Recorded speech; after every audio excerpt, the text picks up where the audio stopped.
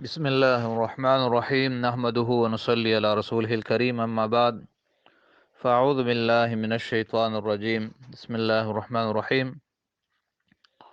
قابل قدر سامعین و سامعات، آج سے بیمار کی نماز کا بیان پڑھیں گے۔ آج کے سبق میں مسئلہ نمبر 1 سے 5 تک پڑھیں گے۔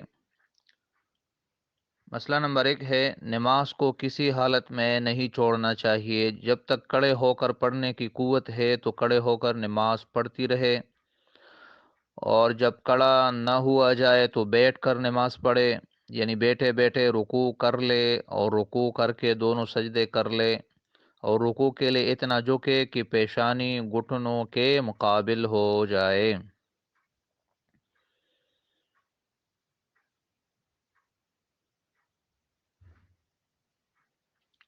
مسئلہ نمبر 2،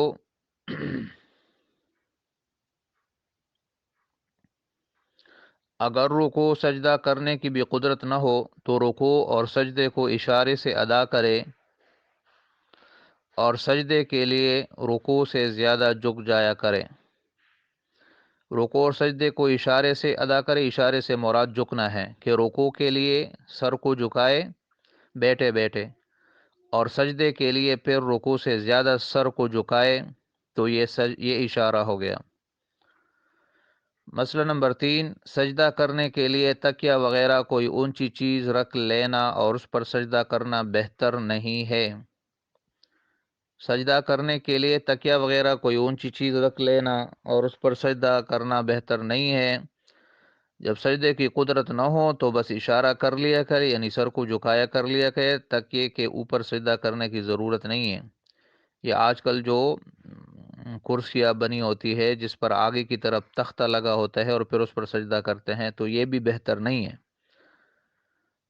زمین پہ بیٹھ کر نماز پڑھنا چاہیے۔ اگر زمین پر بیٹھنے کی طاقت نہ ہو تو کرسی میں بیٹھ کر نماز پڑھنا چاہیے، اور رکوع اور سجدے کے لیے اشارہ کر لینا چاہیے۔ یہ جو آگے تختے وغیرہ بنے ہوتے ہیں اس پر سجدہ کرنا یہ بہتر نہیں ہے۔ مسئلہ نمبر 4، اگر کھڑے ہونے کی قوت تو ہے لیکن کھڑے ہونے سے بڑی تکلیف ہوتی ہے یا بیماری کے بڑھ جانے کا ڈر ہے، تب بھی بیٹھ کر نماز پڑھنا درست ہے۔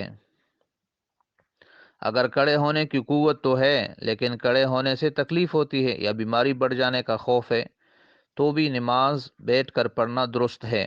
مسئلہ نمبر 5، اگر کھڑی تو ہو سکتی ہے لیکن رکوع سجدہ نہیں کر سکتی، تو اب اس کو دونوں اختیار ہے، چاہے تو کھڑی ہو کر نماز پڑھے اور رکوع اور سجدے اشارے سے کرے، یعنی اوپر اوپر سے اشارہ کرے، اور چاہے بیٹھ کر نماز پڑھے اور رکوع اور سجدے کو اشارے سے ادا کرے۔